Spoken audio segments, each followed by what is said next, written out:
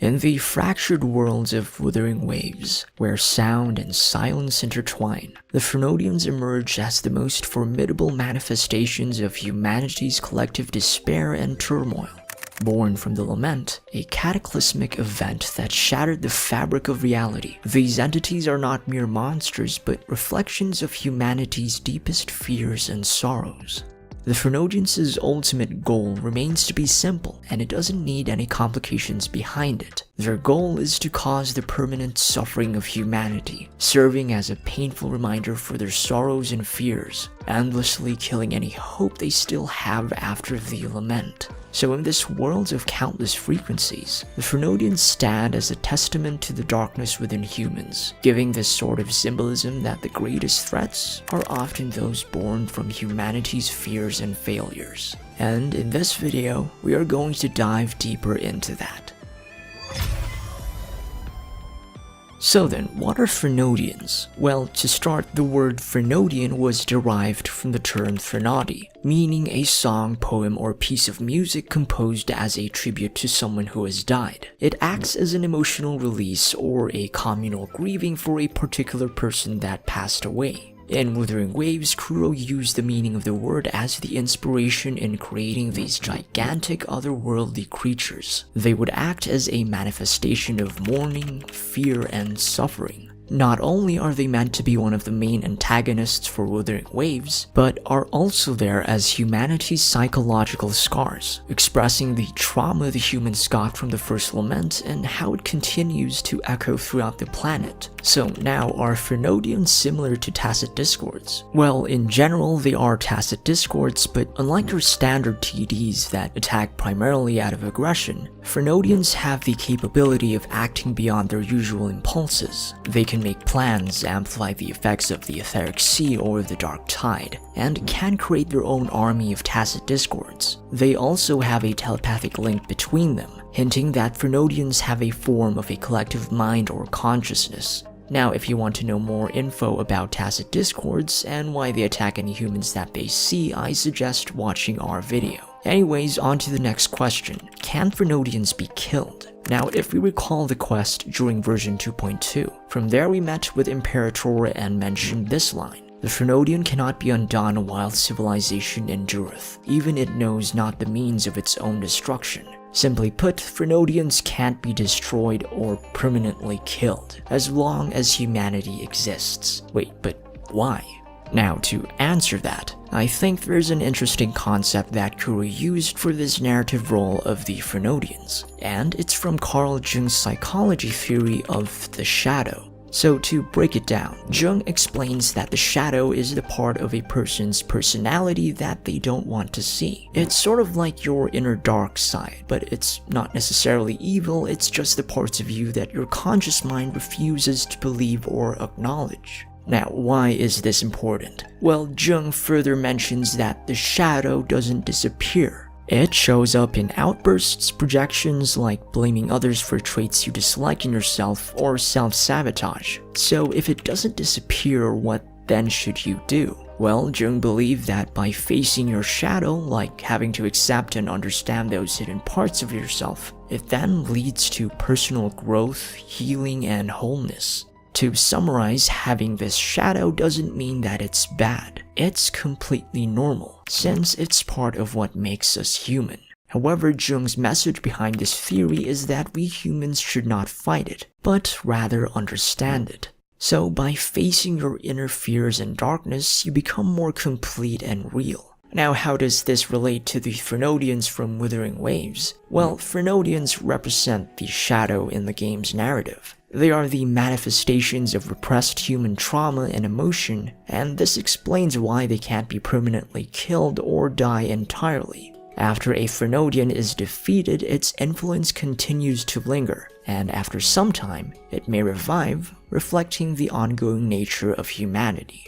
It's also been noted in the game that humans and even the Sentinels don't fully understand the nature of these Frenodians, recalling back to the line that Imperator mentioned to Rover. So, what did you learn? The Frenodian cannot be undone while civilization endureth. Even it knows not the means of its own destruction, but we may yet shackle it.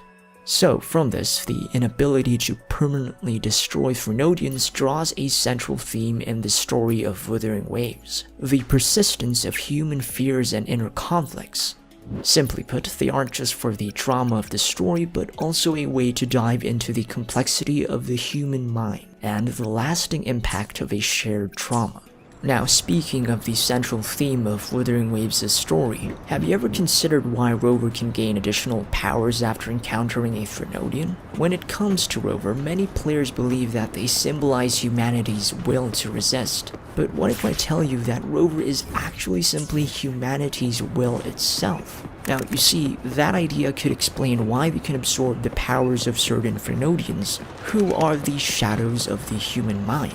Rover, acting as humanity's will, has learned to face and better understand the Frenodians, thus making themselves more complete, unlocking powers like gaining Havoc from Overtrax and Aero from Leviathan. It connects to Carl Jung's suggestion of having to face your shadow, leading to personal growth and wholeness. To add to this idea of Rover being humanity's will itself, Rover was also known as the Lord Arbiter, meaning Rover's choices are the past and future of the world. Moving on, who are the Frenodians that were introduced? So far, we only have two that were introduced to us. First is Overthrax, appearing as an otherworldly entity and has similarities to that of the Havoc Predator TDs. For its abilities, Overthrax can resonate with human frequencies found in scattered weapons or items. To give an example, let's recall the first chapter in version 1.0 where Overthrax managed to absorb, or somewhat consume, the frequencies found on the weapons of the fallen Midnight Rangers in Deserok Highland. In turn, it transformed these frequencies into tacit discords, creating themselves a huge army leading to that outbreak. Overthrax also has an extension of itself via the Crownless, which is a ruthless and fast-moving tacit discord that can easily defeat a number of resonators. Now, for Overthrax's other abilities, it can also enhance the effects of the Retroact Rain, which can project dangerous phantoms of both tacit discords and fallen soldiers. So far, a towering statue of itself is located within the Norfolk Barrens, looming over the city of Jinzhou. Lastly, Overthrax has the title of the Frenodian of War, and this is because Overthrax poses as humanity's collective fears and inner confusion related to war. With this, it acts as the reason behind Huanglong's theme of a region plagued by centuries of conflict, explaining why the area is less saturated and gloomy. Next, we have Leviathan, appearing as a narwhal. So if Overthrax is linked to Huanglong, Leviathan is then associated with Renacita. Now, if Overthrax uses the idea of war to spread suffering to humanity, what about Leviathan? Well, Cantarella mentioned that Leviathan's plan of action is to spread a spiritual plague that slowly devours civilizations from within. To put it simply, Leviathan can manipulate humans, twisting their faith and hope into a symbol of blind devotion and spiritual collapse. We can see this with the Order of the Deep, and how Leviathan has successfully managed to corrupt the minds of these priests. Now, as context, the Order of the Deep is the ruling body of the city-state of Raguna. They control its laws, its soldiers, and even decide when a citizen should be punished. They have a strict societal control over Renacita, since they believe themselves to be the messengers or emissaries of Imperator. So going back to Leviathan, in their part of spreading a spiritual plague, it managed to infiltrate their religious systems by creating a false divinity, making them believe that the sentinel they are worshipping is a hybrid of a fish and a horse. And anyone who refuses to accept this is to be banished or exiled from Raguna. Ideally, the theme behind Leviathan is that it's trying to show how ideology and faith is powerful in shaping human societies.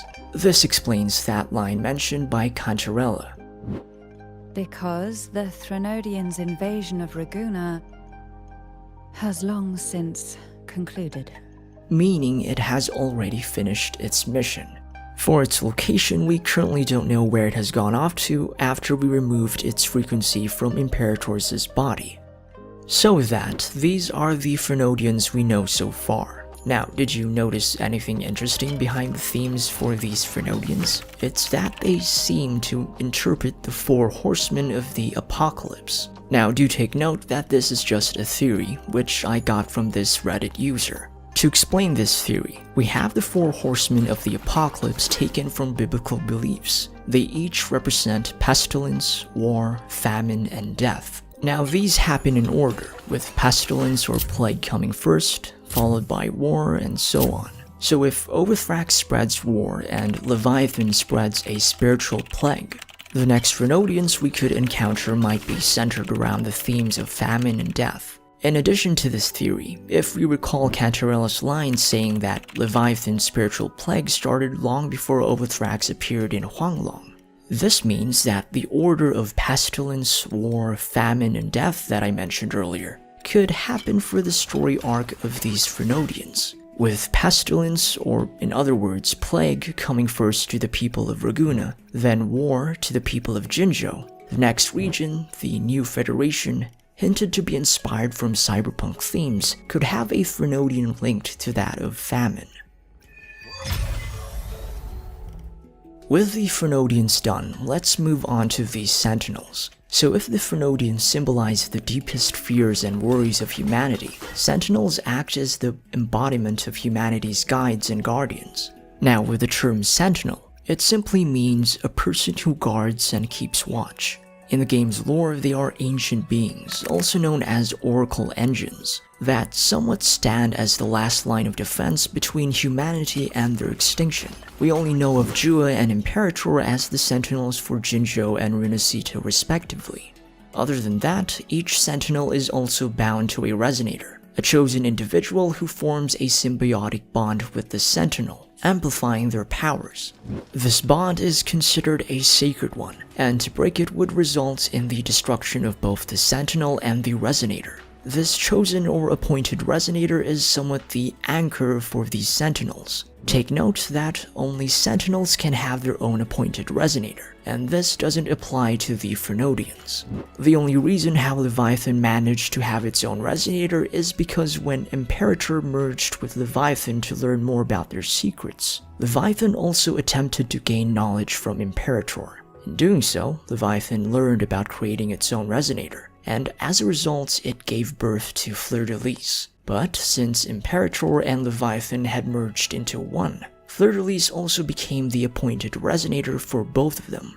Now with that said, who are these appointed Resonators that the Sentinels really chose? Well, for Jua they chose Jinxi, who had that amazing arc written during the 1.1 quest. As for Imperator, they chose Cantarella, the real Blessed Maiden. However, in the end of that quest, Cantarella returned the powers she got from Imperator during her second awakening, so that Imperator could have enough power to break free from Leviathan. This explains the line, "The real Blessed Maiden is dead," that was revealed in the last part of that quest. So anyways, with the 6 nations we have in Solaris 3, we know that all of them have an assigned Sentinel. To start with Huanglong, they reportedly have 7 Sentinels guarding each of their cities.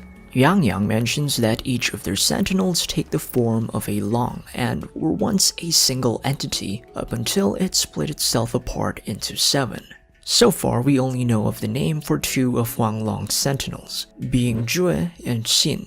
Jue protects Jinzhou, and Xin, who appears to be associated with Mingting, Huanglong's capital. Now here's where it gets interesting. There's no direct in-game archive or announcement that confirms Xin is stationed in Mingting. So how can we make that narrative connection? You see, Kuro seems to tie Huanglong's Sentinels with the 28 Mansions of Chinese Astronomy, a lunar zodiac system that divides the night sky into 4 quadrants. Each quadrant is linked to a cardinal direction, a season, and a mythological creature.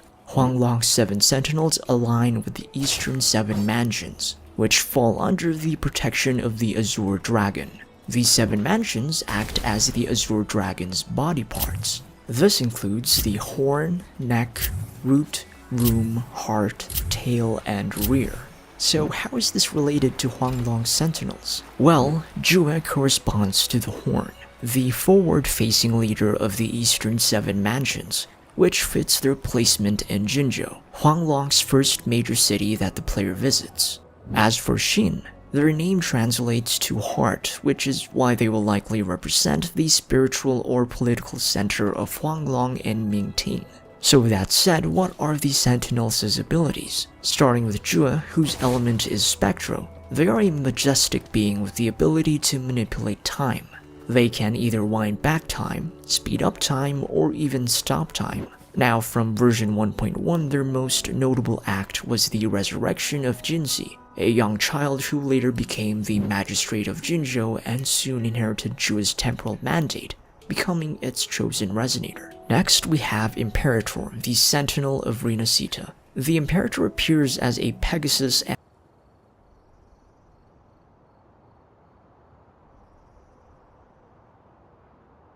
in all fictional worlds, there are those individuals who stand to be different among the populace. Assassins from Assassin's Creed, Space Marines from Warhammer 40,000, Witchers from the Witcher series, or even the Dragonborn from Skyrim. These are figures that have either developed supernatural abilities or were trained from birth to gain the recognition they have in their respective worlds. In the case of Withering Waves, the same goes to their Resonators. For Resonators, as their title suggests, are individuals in the world of Solaris 3 that have gained a power to be able to resonate, or sort of understand the frequencies around them.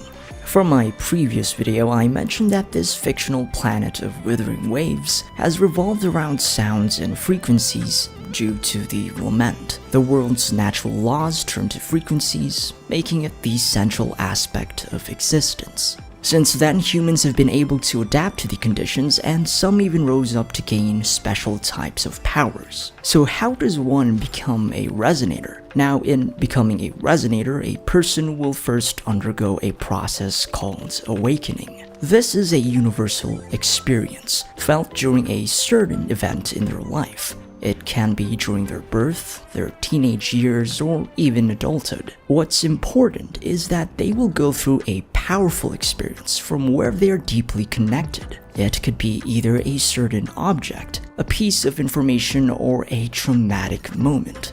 Upon awakening, the person will then start to resonate or connect with those frequencies around them at the time. This then unlocks a special power called the Forte, or their resonance ability, which is shaped by their life experiences and even their subconscious thoughts. Taking a look deeper into this Forte, it's composed of countless invisible energy strands called the remnant wavebands. So when a resonator collects more of these wavebands, they can unlock missing pieces of their Forte, increasing more of their power. If you combine a maximum of 6 remnant wavebands, it will then complete their resonance chain, which fully awakens their Forte and unlocking their full potential as a resonator.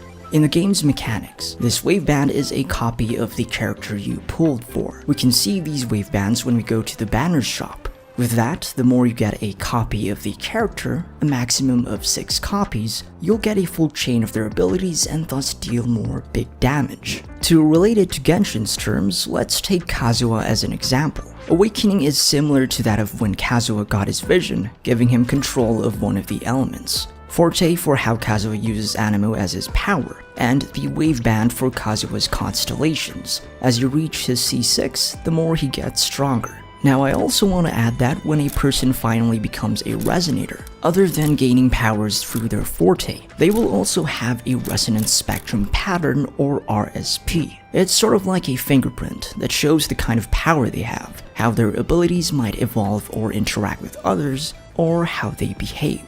This resonance spectrum pattern is simply what makes them unique, and what differentiates them. If we take a look at Mortefi, his resonance spectrum pattern was observed to be closely related to that of the Dragonkin, which was a species that became extinct, probably existed long before the Lament. Another is with Danjin, whose resonance spectrum pattern matches that of human blood, which is why she uses her own to deal damage. If you're a Danjin main, this is the reason why she loses health when pressing her skill, because she uses her blood to fight her enemies. Then going to Yang, her RSP matches that of airflow and bird species, explaining her ability to manipulate air and gaining the aero element. We also have Sanhua, whose RSP matches that of a blizzard and snow, and also with fog patterns, explaining his ability to dash quickly and emit smoke when pressing his E. So now going back in Withering Waves, instead of having them a vision case to indicate that they are a vision holder, Resonators instead have these tattoos placed on different parts of their body. These are called the tacit mark, a symbol that is born at the moment of their awakening. There are resonators whose tacit mark can be found in their necks, their thighs, their chests, their backs, their eyes, and even their tongues. Now, why are they placed in random parts of their body? Well, we are not given any reason behind it, but thanks to this creator, Valerio LP, they speculated that these are the areas where the resonator had the most contact with external frequencies during their awakening. So anyways, if you look closely, whenever you activate a resonator's liberation or their ultimate, their tacit mark would normally expand and even start to emit light. This is because a resonator's liberation is sort of like a battery, that when it fills up, will show itself to illuminate on the tacit mark and signals that their forte is ready for use. Now there are also different kinds of resonators, and they are classified using this graph called the Rebel's curve. It's sort of a sonometer, which is used for measuring the frequency of sound waves. In the game's lore, this Rebel's curve was invented by scientists. It didn't mention who these scientists were, but we know that it's always used for classifying different resonators. I've gone through several hours searching for this Rebel's curve, thinking that maybe it's based on a real scientific concept, but I found none so far.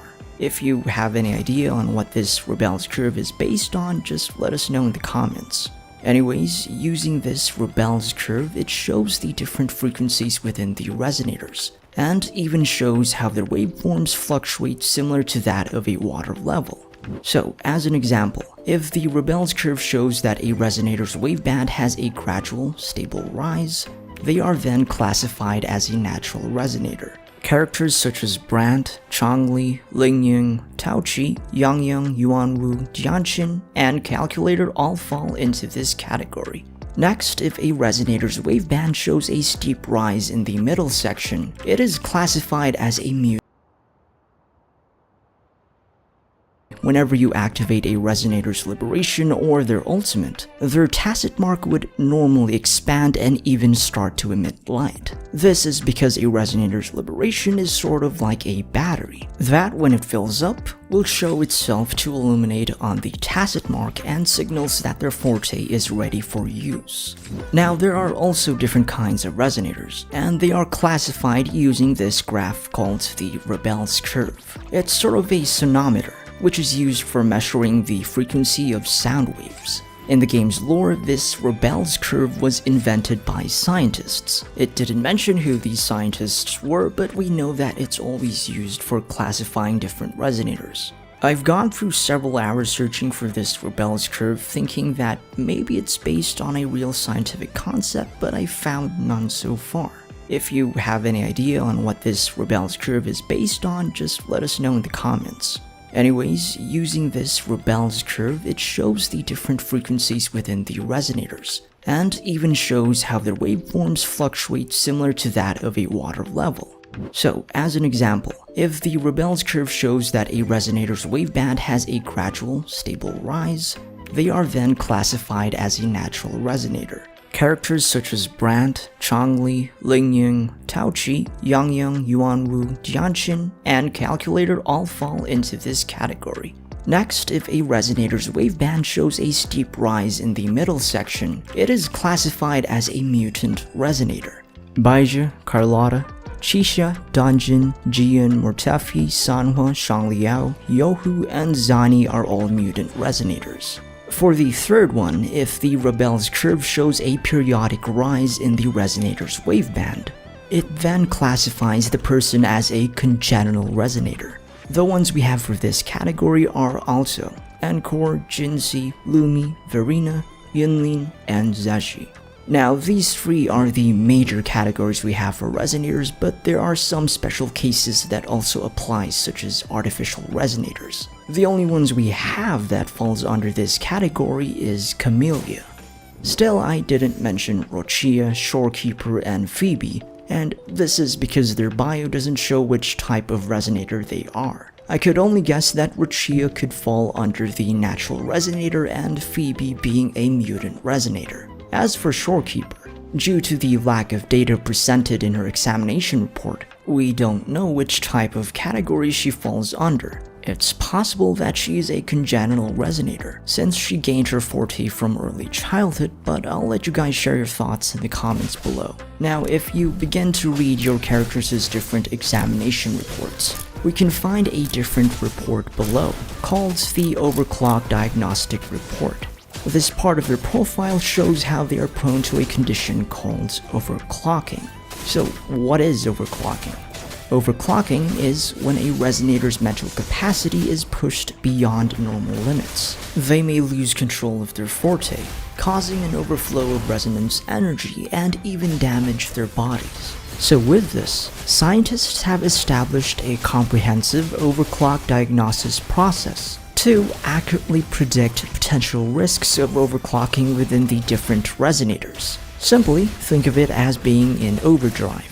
Do take note that resonators experience different effects of overclocking because of their resonance spectrum patterns, which I mentioned earlier. I'll try to give an example later. Now, anyways, while overclocking does sound dangerous, there are also benefits when a resonator begins to experience overclocking. Let's take Yang Yang as an example. In her diagnostic report, it mentions that she gained a heightened perception, being able to sense frequencies much stronger. Though she did fall into a coma afterwards, this detail indicates that overclocking could be used as a last resort for survival, since it also provides certain benefits such as a stronger perception, increased speed, and a stronger forte. However, this only happens if the resonator has a higher risk of overclocking. But how can we determine that? Well, we can read if a resonator has a low or high risk of overclocking, based on their resonant criticality.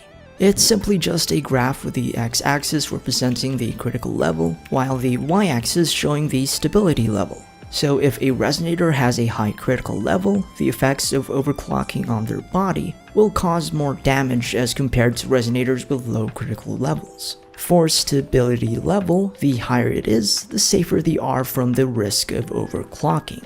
So as an example, let's take Dungeon. From her report, Dungeon has a low critical level, which is quite good, but also has a low stability level. Therefore, the risk of overclocking still remains. Now, I've made this graph to show the different resonant criticality of the other resonators. You can pause the video if you want for a better look. Now, how about in the case of Rover? Are they immune to overclocking? Well, if we recall the first act in Chapter 1, during the health check conducted by Baizhi to Rover inside the Huashu Academy, she tells the Rover that their waveform graph shows a remarkable level of stability, surpassing any resonators she has encountered. So this means that the risk of overclocking in Rover should be minimal, and there's no need to worry about that for the time being. So moving on, the only characters we have that have a recorded history of overclocking are Yang Yang, Kalkaro, Changli, Camellia, Mortefi, and Sanwo. Take note that once you've experienced overclocking, there will most likely be permanent changes to a resonator's appearance. Let's start off with Yang Yang. Reading her backstory, she once experienced overclocking, causing her to fall under a coma, and even changed some of her hair to feathers. Since her resonance spectrum pattern matches that of bird species, the other half of her hair transformed into a stack of gray feathers, which has become irreversible. Another example is with Mortefi. The effects of overclocking caused Mortefi's chest to be covered with red crystallines shaped into that of dragon scales. It also changed his body temperature to be higher than that with normal humans, exhibiting dragon-like features, again because of how his resonance spectrum pattern matches that of the dragonkin. If we read his story, Mortefi has a higher risk of overclocking, and this is often triggered by intense anger and negative emotions, like Yikes. Now, at one time, Mortefi caused a great fire in Desert Rock Highland, burning everything within a huge radius. Luckily, there were no casualties, but the authorities of Jinzhou started to keep a close eye on him, monitoring his psychological status and forcing him to attend counseling sessions. Moving on to Kalkaro. His RSP shows no known matches to any, but we do know that he has a great control over electricity and magnetic forces. However, the effects of overclocking cause some parts of his body to transform into a tacit discord, even showing a golden tacit core similar to that of an electro predator. For Camellia, since her RSP matches that of a camellia flower, the effects of overclocking caused her to have a vegetative somatization. In simple terms, whenever she experiences emotional or mental stress, this shows up as a physical condition on her body. We can see this in full effect in her idle animation, with a camellia bud growing from her chest. Before we move on to Changli's, let's dig deeper more about Camelia's past. As the only artificial resonator, she was once a member of the Black Shores, known as Lady Flora. She was assigned as a personal guard to the rover, thousands of years before the start of the game. In an expedition, Lady Flora got lost in a snowstorm and attempted to cross a frozen lake, trying to find Rover. Then it is hinted that she may have fallen into the frozen lake, triggering her overclocking, causing her to fall under a coma. As she woke up, she remembered nothing about her past, only the name Camellia, which she eventually began to call herself. Now, this is just a basic summary, but there's more to Camelia's story, which I will separate into another video, highlighting her tragic tale and explaining the reason why she always longs to be beside Rover. So anyways, for Changli, her resonance spectrum pattern matches that of fire and of a phoenix. Because of this, the effects of overclocking caused a burn on her left hand as well as a shortened lifespan. Lastly, for Sanhua, since her RSP matches that of snow, overclocking causes her to bring out huge blizzards. For its effects, it resulted in a quicker erosion of her body and turning her left eye from gray to red. Now, with all that said, is there a remedy or medicine to prevent overclocking? Well, other than having a stable emotional or mental state, they have the resonance potions, which we use to upgrade our characters' level. In the game's lore, resonators would drink these potions to allow them to reach more of their forte's potential and take a good control over their powers without the risk of overclocking.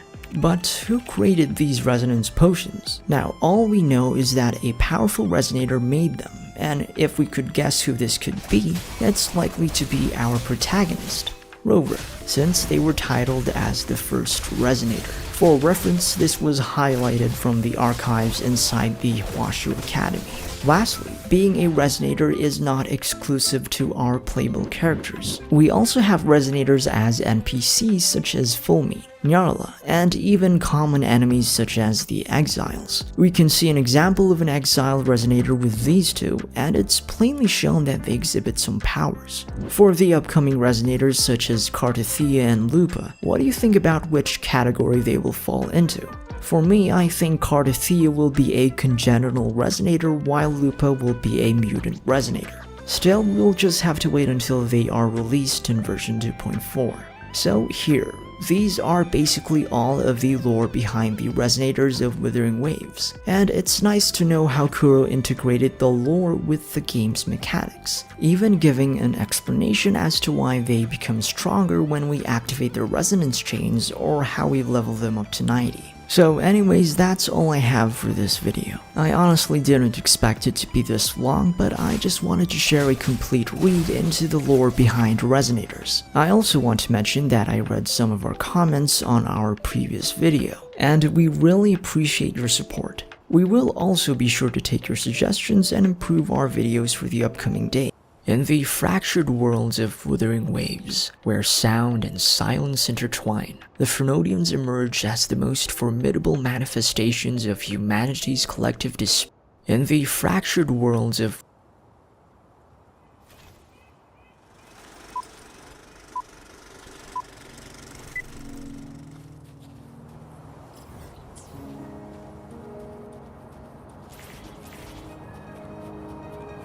At the edge of a world covered in mist and snow, a young girl walks alone.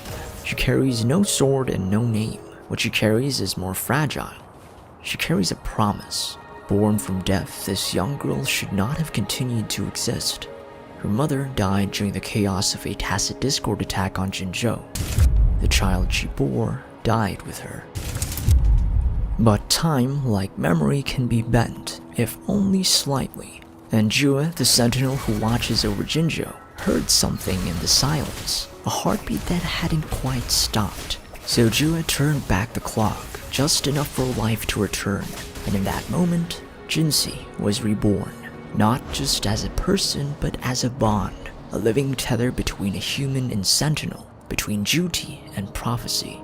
Now grown, Jinzi stands as Jinzhou's magistrate, not because she demanded power, but because the city asked her to carry it. In the city she guards, she continues to put faith in the sentinel who saved her. But then the fractures deepen. Time itself begins to falter. Jue, once mighty and eternal, grows weak. The balance shatters. And Jinzi must go into the heart of Mount Firmament alone. Here her belief is tested. What was once a bond feels more like a burden. And Jue, once her guardian, now stands before her as a force of fate. The sentinel reveals the truth. Their link was no accident. Jinzi's entire life has been leading to this. But even knowing this, she doesn't run. She chooses to awaken fully. Painfully, yet gloriously. She undergoes the second awakening, a transformation born not of ambition but of necessity. And with it, she doesn't just survive the collapse, she holds back the end for the people of Jinzhou. Hey guys, in the last video we've talked about resonators and what makes them so special. But I left something important out where I didn't mention anything about a resonator's second awakening. So today I want to walk you through what it really means and what is the lore behind it. So in the last video, I mentioned awakening, a process where a person becomes a resonator, gaining powers and connecting with frequencies. Now, what then is a second awakening? This time, it's a rare and perilous transformation experienced by resonators, where they are pushed more to their physical or emotional limits. Unlike your usual awakening process, where it is a significant but manageable transformation, the second awakening is a more tense and unstable process that can lead to severe consequences. It can only happen in very extreme situations, one where the resonator would need to experience overclocking as well. Simply put, think of it as the moment when adrenaline rushes in and unlocks something more even you didn't know about yourself. That's when your second awakening happens. Now, while this sounds to be a great way of becoming more powerful as a resonator, it isn't actually common to happen. You see, a second awakening rarely happens, mainly because it's dangerous and it's not well understood, considered as a taboo subject among many resonators. From the quest in version 1.1, Changli even mentioned that this second awakening or second resonance awakening is just a hypothesis formed by researchers of the Court of Savante, a highly advanced group of scientists and experts. They found out that when two resonating frequencies would mix together, it would end to severe consequences, especially for the weaker resonating frequency. However, the Court of Savante wanted to know more and experimenters. From the quest in version 1.1, Changli even mentioned that this second awakening or second resonance awakening is just a hypothesis formed by researchers of the Court of Savante, a highly advanced group of scientists and experts. They found out that when two resonating frequencies would mix together, it would end to severe consequences, especially for the weaker resonating frequency. However, the Court of Savante wanted to know more and experimented this by using chronosorters, trying to merge with Jue's frequency, but the devices were quote-unquote turned to dust. Luckily, with a little help from Rover, not the current Rover, but the Rover from years before, happened to help the Court of Savante. This allowed them to think of a way for a successful second awakening. Now, what is the reason behind having to undergo a second awakening? Well, other than gaining more power, this second awakening or second resonance awakening is just a hypothesis formed by researchers of the Court of Savante, a highly advanced group of scientists and experts. They found out that when two resonating frequencies would mix together, it would end to severe consequences, especially for the weaker resonating frequency. However, the Court of Savante wanted to know more and experimented this by using chronosorters, trying to merge with Jua's frequency, but the devices were quote-unquote turned to dust. Luckily, with a little help from Rover, not the current Rover, but the Rover from years before, happened to help the Court of Savante. This allowed them to think of a way for a successful second awakening. Now, what is the reason behind having to undergo a second awakening? Well, other than gaining more powers, Kuro made sure that this would be explained in the game's story. For example, with Jinsi, the reason why she needs to have a second awakening is so that she could gain Jua's power of controlling time. But why would she need to have this power? Well, as we saw in the village of Hongchen, a phenomenon called the temporal distortion is starting to spread. Simply, it's an incident where it suddenly freezes time in an area, including the people, the animals, and even the flow of nature itself. So you see, this temporal distortion spreading is a really bad thing, and if left unchecked, could reach even as far as the city of Jinzhou, trapping everyone in time. With this, in order to save the whole of Jinzhou and Hongchen, Jinsi needs to undergo a second awakening to become strong enough to inherit Jua's temporal mandate, or the power to control time. By the end of the 1.1 quest, Jinsi was able to survive her encounter with Jua, experiencing overclocking but managed to not suffer its effects, therefore successfully gaining her second awakening and thus saving Jinzhou and Hongchen. For Cantarella's case, as part of the Physalia family, they have this sort of tradition where they call for young women in the family to partake in a series of trials called the Trials of Old. This is the quest where we do the 4 trials and collect 4 medals. So anyways, through this trial, these women will gain a mysterious elixir that they drink and cause them to experience overclocking. Cantarella was one of these women, and it was here where she experienced her first awakening, gaining a forte, and explains why her tacit mark is found on her tongue. Now, the Physalia family do this set of trials in order to locate the person who would be able to resonate with Imperator, whose powers have been stored in this sword called Turbine. Take note, this sword cannot be removed from its place unless that person is the appointed resonator of the Imperator. It's clear that this references Arthurian mythology, and I like that they added it here. Anyways, Cantarella experienced her second awakening years before the story ended. She mentioned that whenever she resonated with Imperator at that time, she saw visions of fleur-de-lis. This is because Cantarella wasn't aware that she was looking through the eyes of both Imperator and Leviathan. So Cantarella made the important choice to reject the role of the appointed resonator and having Imperator's power over space. Cantarella then redirects this power back to Imperator, allowing the Sentinel to be free from Leviathan. Now, as a side note, when I was playing this quest, I was just amazed at how the story revealed this plot twist. I didn't expect that turn of events and really enjoyed the writing. So anyways, to add something more about resonators, remember the tacit mark I mentioned? I want to add that their rarity in the game's team building, such as being a 4-star or 5-star, is tied to the number of crosses it has on their tacit marks. So to take Chusha as an example, her tacit mark only shows 4 crosses, which indicates that she is a 4-star. Another example is with Capybara, who has 5 crosses on his tacit mark, indicating that he is a 5-star character. Now, there's also a special case for the appointed resonators of sentinels like Jinsi and Cartathea. Their tacit mark shows 6 crosses, indicating that they've reached their full potential through a second awakening. With that said, I was wondering if going through a second awakening causes a resonator to have 1 additional cross symbol on their tacit mark. Would that be a good lore reason for Kuro to introduce 5-star variants of characters like Yang Yang, Chixia, Yuanwu, Taochi, or even Baizhu?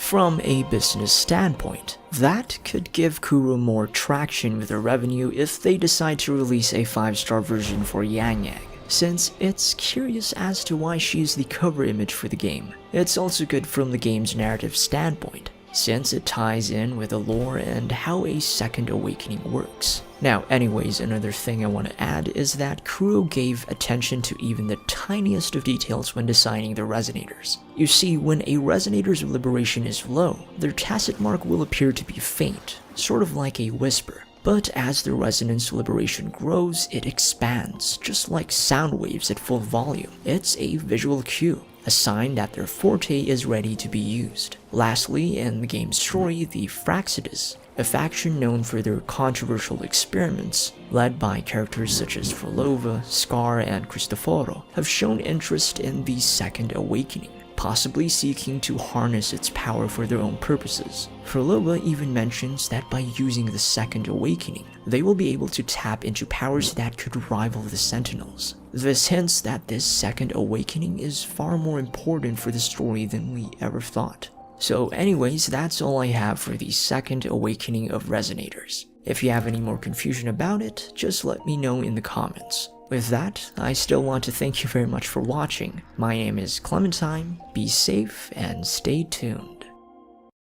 In every great game, enemies do more than just stand in your way, they bring the world to life. Whether you're battling swarms of mobs, tracking down rare spawns, or facing off against towering bosses, these encounters add tension, reward, and meaning to a game. Especially in open world games where exploration meets unpredictability. The thrill of discovering what lies around the next corner is part of what keeps players moving forward. Wuthering Waves embraces this beautifully. Sure, you can take a moment to soak in its sweeping landscapes and stunning vistas, but the real magic lies in the balance. For every quiet moment of peace, there's the pulse of danger. Enter the Tacit Discords. From charming ice-like creatures to colossal otherworldly beasts, these enemies aren't just obstacles, they're part of the world's rhythm, its lore, its heartbeat. In our last video, we explored the details about the resonators, but now let's shift our focus to the dangers they face.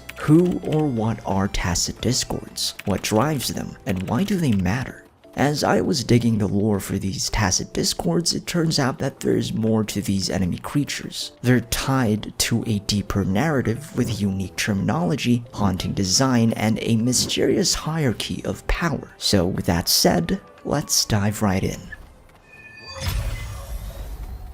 Before we get into what Tacit Discords are, let's first take a step back and look at the concept behind them. From this official post by Kuro, the team shared that during the early planning stages of Wuthering Waves, they wanted to focus first on what they do best: combat. If you take a look at PGR, this is essentially true since the combat in that game earned high praise for its intricate, high-skill combat system. It was fluid, precise, and deeply rewarding for those players willing to master its rhythm. With Wuthering Waves, Kuro wanted to carry that same exhilarating combat experience forward, but this time, make it more accessible. They didn't just want to build a game for hardcore players, they wanted to open the door wider, inviting casual players into the experience without sacrificing depth. That's where the idea of the Echo Collection and Tacit Discords came in. They would be enemies that players don't just fight, but also to absorb and use for combat. Each Tacit Discord a player defeats leaves behind something more than just drops or loot. It becomes part of a character's build while the player collects them, and builds strategies around them. With this, it gives the players more of a reason to explore and traverse the different environments of the game, while also promoting the combat mechanics and techniques for different characters. And they aren't just filler enemies. Each Tacit Discord features a unique moveset designed to keep a player on their toes. Some will disrupt your timing, others will trap or stun you, but most will come at you aggressively, keeping the player focused and engaged from the combat experience. Because of these, difficulty can be tied to having more unique attack patterns, ones that aren't normally shown. The higher the difficulty of these Tacit Discords are, the more the devs could increase aggression and add more complexity and unpredictability in their attack patterns. In turn, this offers a new learning curve for players, giving them something to anticipate instead of just giving these enemies more health for damage numbers to shred if you want a higher difficulty level. As a result, it makes the combat experience in Wuthering Waves to be more tactical and interesting, courtesy of these tacit discords. Now, as to the designs for the tacit discords, the goal behind their design was to give them weak complementary colors, trying to evoke something deeply unsettling, adding to the dark and grim tone of a post-apocalyptic world. Most tacit discords would appear alien, making it seem as though they've risen from some ancient ocean trench, far removed from anything human.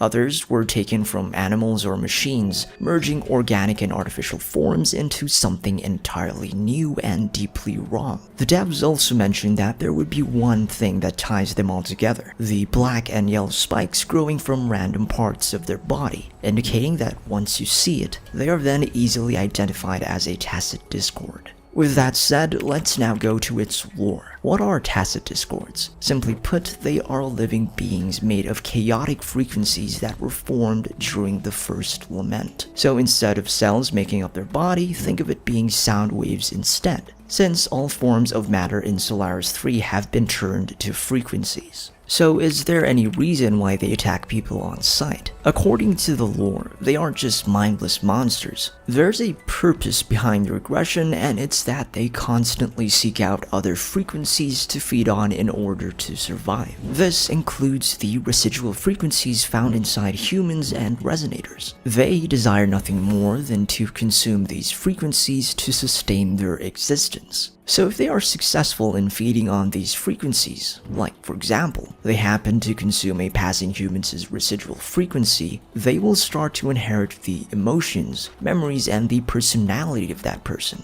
Since they absorb information from things they assimilated, this is how they gain sentience. From their name, tacit discords, the word discords is used because the frequencies they absorb are not harmonized, or aren't mixed well. What happens if you mix different emotions? It leads to erratic behaviors, a mayhem of sensations, and aggression, and that explains why they attack anyone on sight. In addition to that, if they continue to consume or feed on more of these frequencies, they will also start to evolve and develop stronger abilities, unlocking more of their forte, similar to a resonator. Speaking of TDs attacking anyone on sight, regular humans and non-resonators won't be able to defend themselves if they don't have tacitite weapons on them.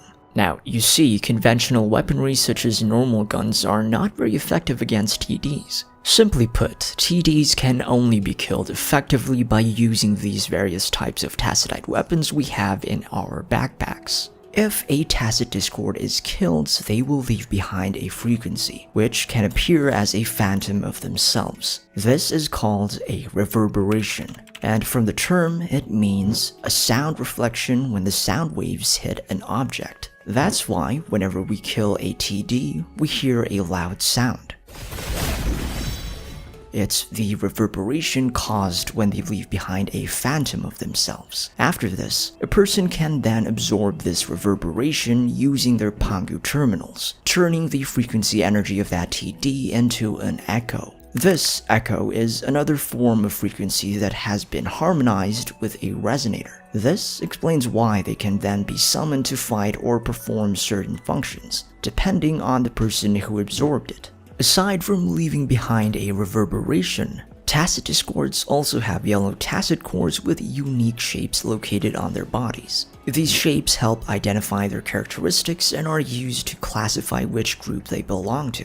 When a TD is killed, it may drop a piece of its tacit core, which you can find in your backpack. You might notice that these core drops look different. That's because they're divided into different frequency levels and their appearance changes based on that. When a tacit core drop appears faint, fractured, or barely formed, it signals a low frequency level, abbreviated as LF. Its sound is soft, nearly unnoticeable, and only carries across a short distance. It has the quietest frequency level, subtle, restrained, but still present.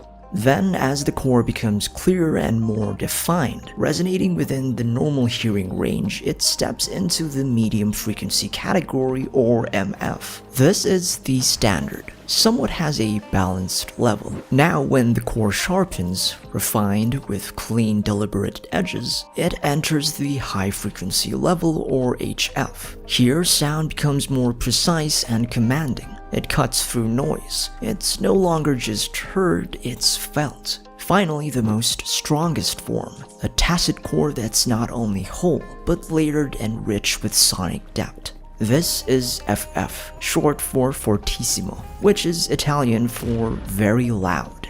This has the strongest frequency level, a drop that doesn't whisper or speak, but declares. Now, these tacit core drops are used to upgrade a resonator's level, and it depends on where they align with their hearing range. A resonator's ability to absorb these drops is tied to their mastery of the forte, so those with low-level mastery of their forte can also process low-frequency drops since their hearing range, and by extension their influence, is narrow. But as their connection to the forte strengthens, so too does their auditory range, and with that growth comes access to more powerful frequencies, MF, HF, and ultimately FF.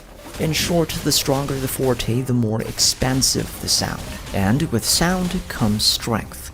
As a fun fact, if we use our sensor around TDs, we can see the pulses coming from their tacit cores. It's a little nice detail that Kuro added for the game's gadgets. Now, do we have any info for how or where they first appeared? Well, it was explained that they merged during the first lament, and waves of them started to wipe out countless cities. A detail from the closed beta test only mentioned that they came from the ocean depths, and it's possible that a powerful being could be leading them.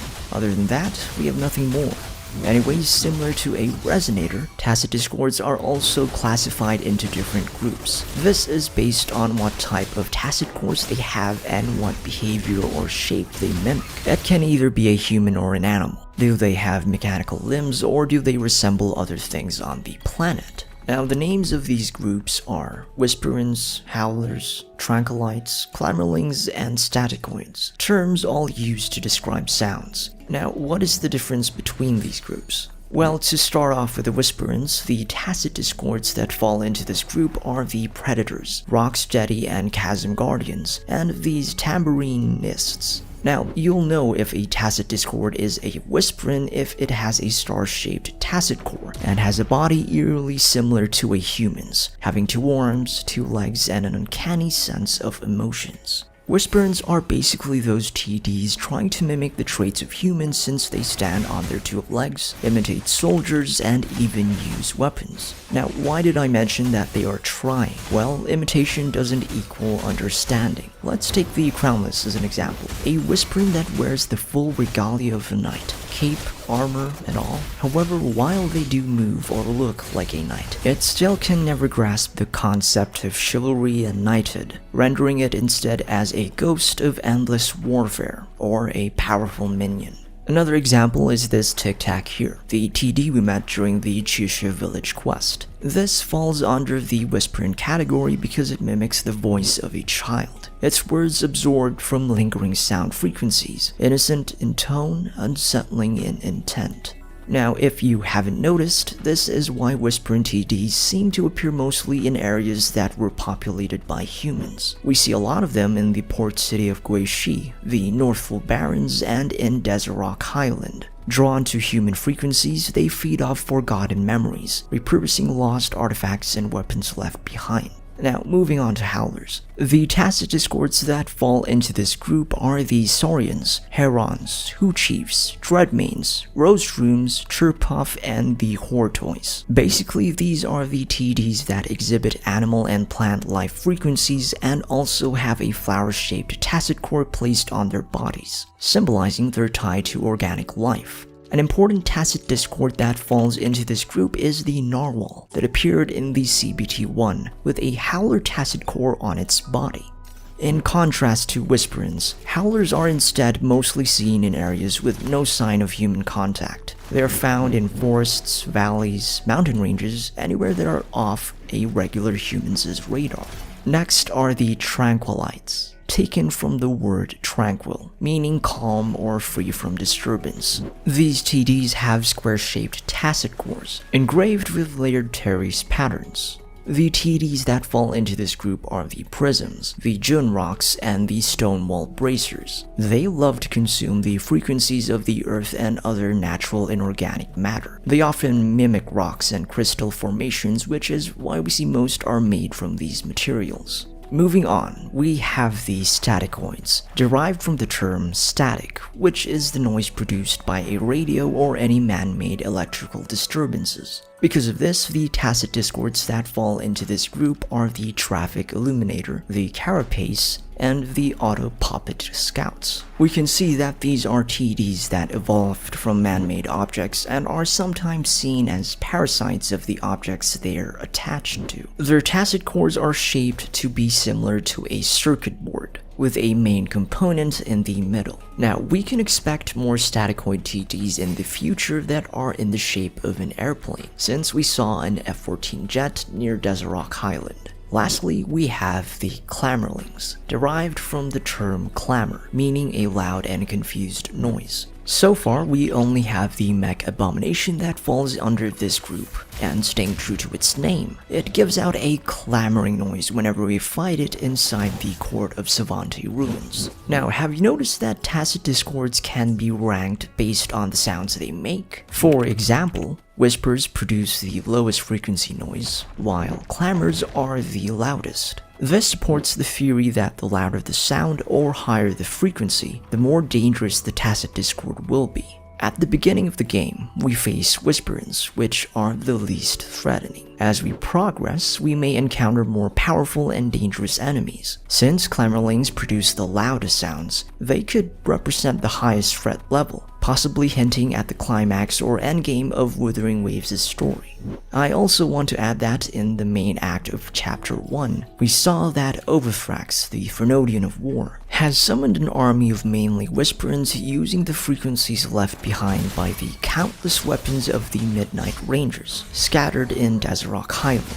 We can read this in the Outrider Squad investigation log, which says that creature took countless lives, and to our horror, we saw it deliberately mimic our swordplay and tactics. This ability resembles Overthrax's recorded ability of feeding on the frequencies of battle to fuel its own strength. This begs another possible theory that Overthrax is the Fernodian in control of these Whispering cores, and other Fernodians are in control of the other tacet cores, such as the Howlers, Tranquilites, Staticoids, or even the Clamorlings.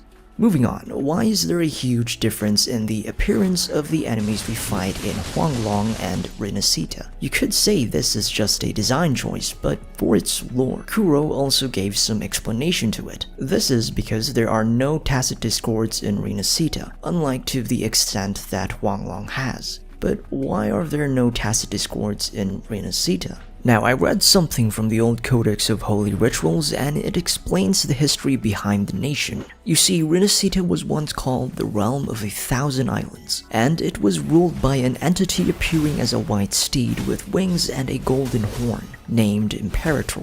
At some point, a fleet of ships, called the Ark, were manned by a number of refugees from an unknown civilization. The founding members of the Phasalia family were one of these refugees, and were sailing towards a new home. In their search, they got lost at sea, mainly because deadly storms would always sink one of their ships. However, thanks to a guiding voice by Imperator, the refugees finally found land. Upon arriving, awaiting them was a colossal lighthouse, which was the first ever Genesis Nexus, said to have been built by Imperator themselves. This Genesis Nexus has a special type of ability. It emits a special type of light that kills any tacet discord within its range, allowing their frequencies to turn into echoes. It will then summon these echoes and allow them to exist in a tangible state for an extended period. This is why we see numerous echoes exist in Rinasita, and they are somewhat being sustained by the Genesis Nexus. Now, this is also the reason why we see less tacet discords in Rinasita. The tacet discords that once swarmed the whole land were purged by Imperator, and they turned the whole swarm of TDs into divine envoys, or echoes, when the first arc of Ragunesi arrived. So in a way, they were once tacit discords, but since they were consumed by the light from the Genesis Nexus, it turned them into the echoes we see. However, not all tacit discords were purged. In Avenolium, we can see some remaining tacit discords like the Aero, Electro, and Glacier Drakes that resisted the light. With that said, as time passed, more and more variants of the Genesis Nexus were built across Renacita, which sustained more echoes to roam around, gaining the title of the Land of Echoes. Lastly, in terms of the ones we have in Renacita, I've noticed that they don't drop the same material as those from Huanglong. While we can still see a star-shaped tacit core on their bodies, when defeated, they don't drop the familiar tacit cores, but instead a substance called residue, shaped like a small sailing vessel. From the lore, the tacit discords in Renacita have a different point of origin compared to Huanglong. This is because they came from an event called the Dark Tide, which is native to Renacita. Ever since version 2.0 released, it was explained that the 6 nations of Solaris experienced different types of phenomena. So if Huanglong experienced the etheric sea and retroact rain, Renacita experienced the Dark Tide, described as a dark swirling mass of clouds that gathers and eventually breaks, pouring down in torrents like a waterfall. So that's all I have for this video. Before we end it, I just wanted to ask, do you guys agree that Kuro should add more tacit discords in the game that could look more sinister and imposing? Since the game is set in a post-apocalyptic world, I hope they start making more creepy normal enemies. I was thinking of taking some designs from Bloodborne, which heavily drew inspiration from H.P. Lovecraft's themes. If we look at their plans during the CBT1, our first encounter with the Crownless was supposed to be this menacing introduction to the power level of these tacit discords. Yang Yang, Qixia, and Baijiu were easily overpowered by this Crownless, using its enhanced speed. This video will cover all cutscenes from Wuthering Waves, starting from version 1.0 to 2.6. If I miss any, let me know in the comments. Also, make sure to watch top 17 best Wuthering Waves cutscenes list after this. Enjoy!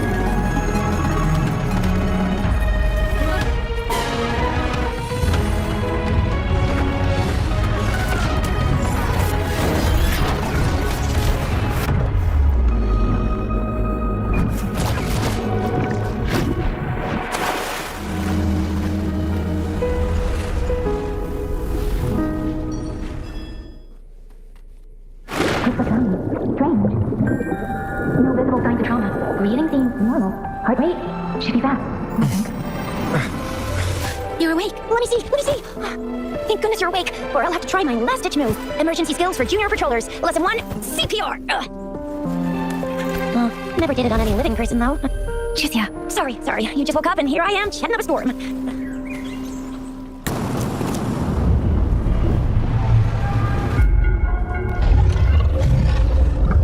Once you're out of the gorge, there's only a short walk to reach Jinzhou.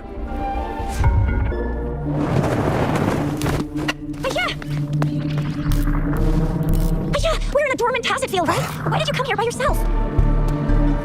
Aisha, you know we... Huh?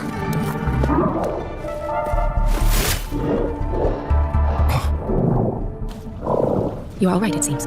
Yeah, he was super energetic, handled a super big TD, way more spirited than me. I've been keeping an eye on his condition through the street.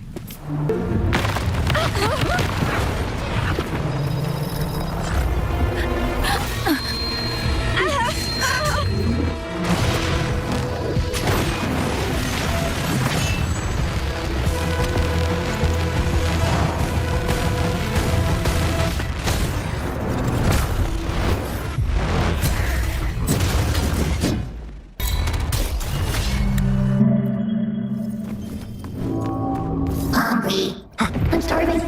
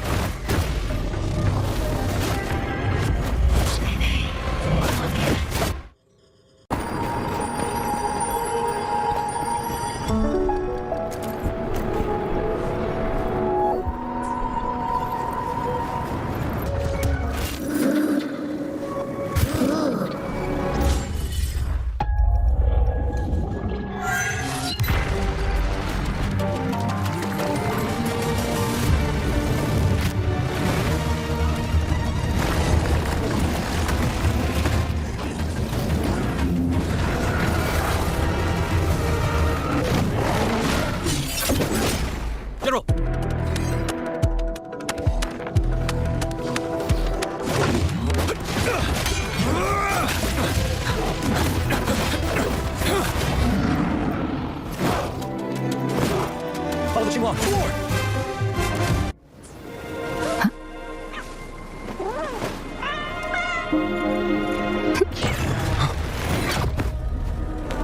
Guess you won't need my self-introduction.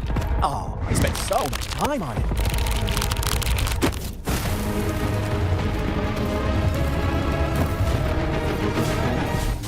Little lambs cowered and huddled in their village, terrified of the relentless wolfmans.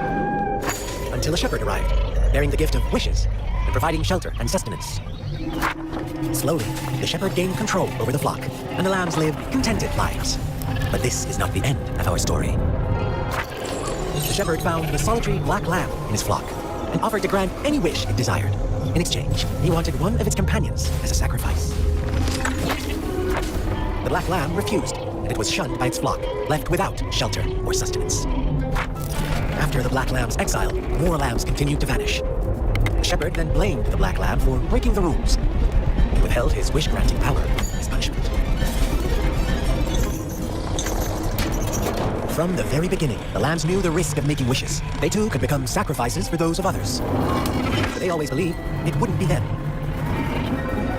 Meanwhile, some lambs reasoned that since they already risked being sacrificed for someone else's wish, it was then only fair to pass on that risk for a chance at fulfilling their own desires. So they continued to play the game. They all knew the consequences, but chose to remain silent. Fearful, yet greedy, they followed the shepherd's orders and made wishes again and again, until one day, a brave black lamb spoke up, shattering the flock's facade, their illusion of a peaceful and happy life. Black lamb got in their way, and that of the shepherd's greedy pursuit, sparking hatred in their hearts. Suddenly, they could no longer ignore the blood or ashes of past sacrifices littering the ground.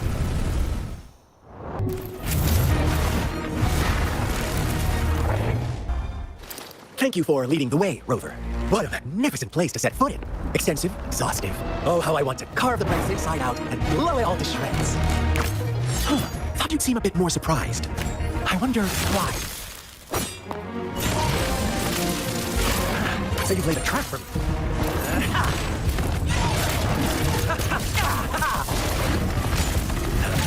Interesting.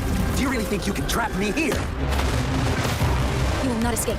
What a shame I can't stay and play with you a bit longer. Till we meet again, dear friends. You're not going anywhere.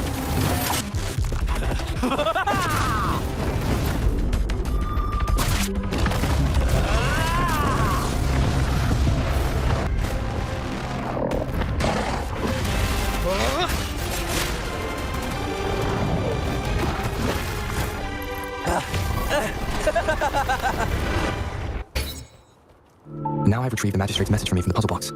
But it only points me to the Grand Library. There's no meeting time. Some things I've solved the puzzle. The discs have been rotated, and the two symbols are now glowing. With this glowing light, the shadow is cast on the two other symbols. The black tortoise of the north to the city hall. And the time reads, the Chichen Cho, in the wee hours of the morning.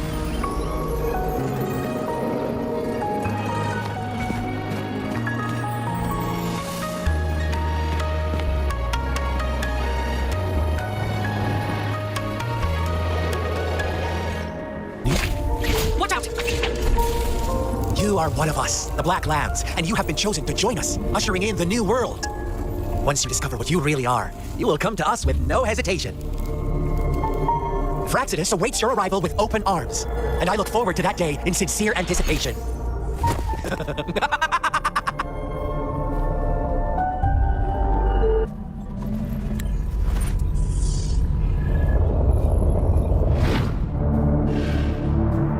Rover, are you all right? The Honorable Madame Jinzi, our great magistrate of Jinzhou, was handpicked by Sentinel Jur. Her status as the Sentinel's appointed resonator is rare among all past magistrates. Our Jinzhou was leaderless for years until Jur finally chose her to be the next magistrate, and she answered the call. To further elaborate, we must start with the battle beneath the Crescent. The Northfall battle, scarred by countless wars, scarred and scattered like bones. Our soldiers have fought to reclaim the lands for years, to no avail. Overthrash, the dreadful Frenodian monster, fed on the frequencies of weapons, turning our fallen soldiers into deadly tacit discord. General of the Midnight Rangers, Geshu Lin, bravely rose to confront them. As twin moons aligned, General Geshu Lin vowed to vanquish evil and raise his blade against the blood-red crescent that foretold destruction. His sword blazed with black flames, laying waste to all who dared stand in his way, and victory seemed certain. Until the retroact rain began to fall. Raindrops fell upwards as in the past. Monsters raged, loyal souls felt the blood-soaked sand, infernal carnage. Issuing his last command, Geshu Lin demanded all soldiers stand firm, no matter what happened. Sacrificing his body to the black flames for power, Yeshua charged at the Overthrax with all his might, and he was never seen again. After the fall of their leader, the remaining soldiers despaired, until the deafening roar of Qinlan struck like lightning. A lone youth bravely stood up to lead a hard-won retreat. After the battle, that young man who tamed the wind ascended to fame, becoming the new general of the Midnight Rangers, selected by Sentinel Jur. On the other hand, General Geshu was blamed for the massive losses that occurred under his command, earning him a notorious reputation in Guanlong. That battle struck us hard. Our Sentinel rose from its long slumber to select a new magistrate who would guide us into the future. Despite the previous disaster, Jinzhou was off to a promising start under our Sentinel and the new magistrate's guidance. The people held hope for a better tomorrow.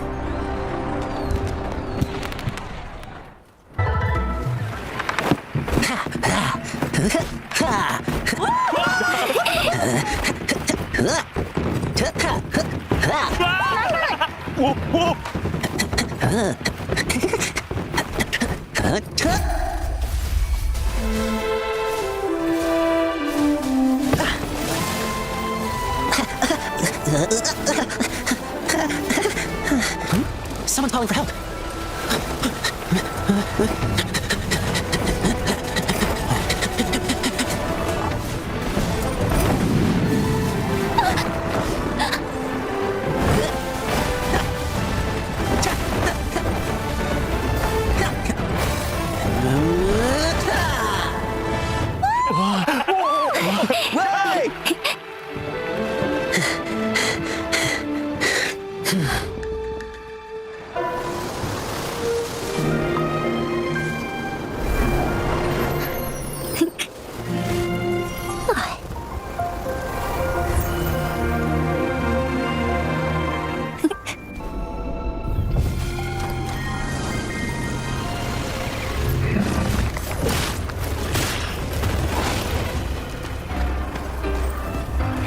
Looking for me?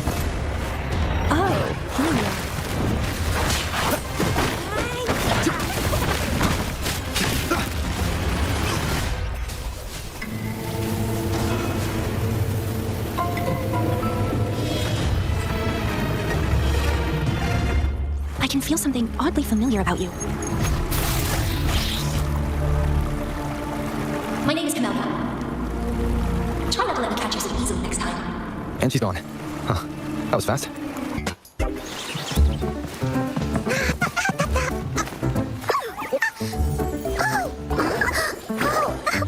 Oh, please watch out. It's dangerous to run like that. Here you are.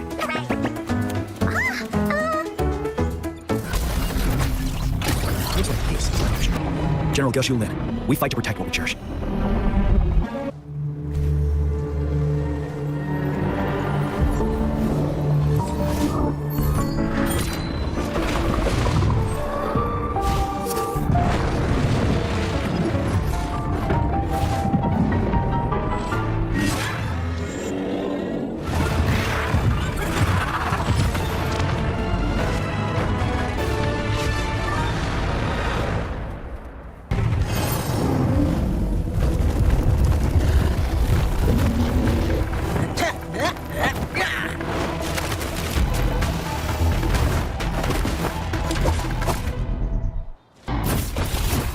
Watch out!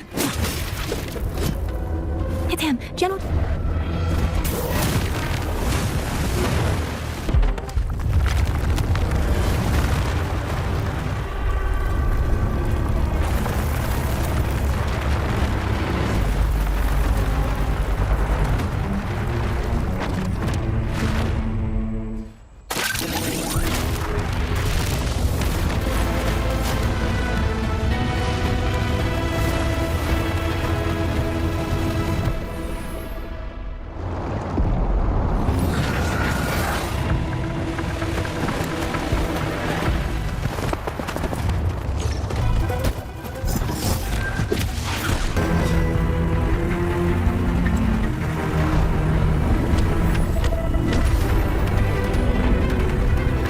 There's a amount of enemies.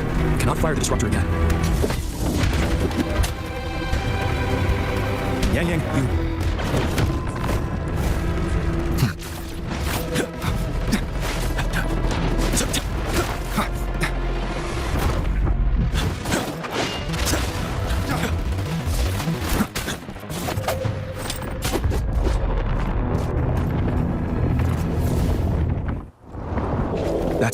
Another moon. What on earth is happening?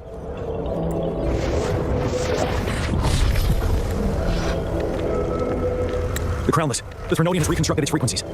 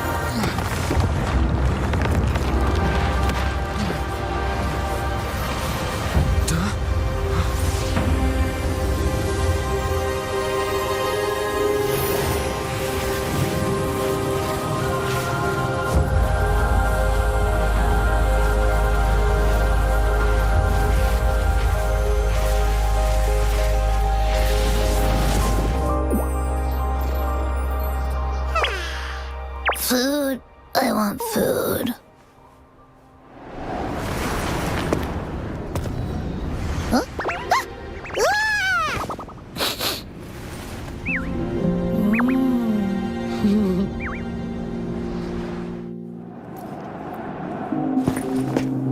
As the conceptualization of war.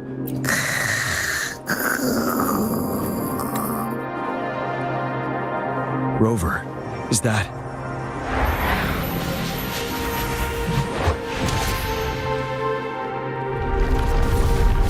This place is collapsing soon.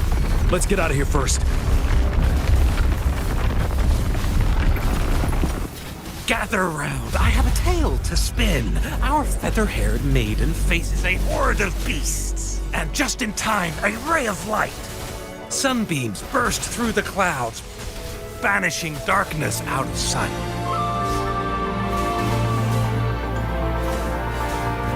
From the statue emerged two... Guess who we have? None other than General Jian and the legendary Rover. And lo, ruins fell, a colossus shattered. The Overthrax meets its defeat. Mountains and rivers exulted in glee as the war's finale came to be. As they say, why fear when fate is ours to shape? Amidst setbacks, heroes will rise to conquer. Their determination fuels the fire of hope in our darkest hour. Under starlit skies we battled, divine rune roaring above. Now victorious, our songs of triumph shall shake the clouds. And our story goes on. Don't bother. You won't find any patrollers here.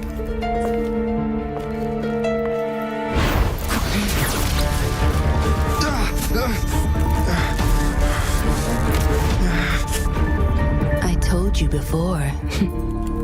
Don't trust anyone, remember?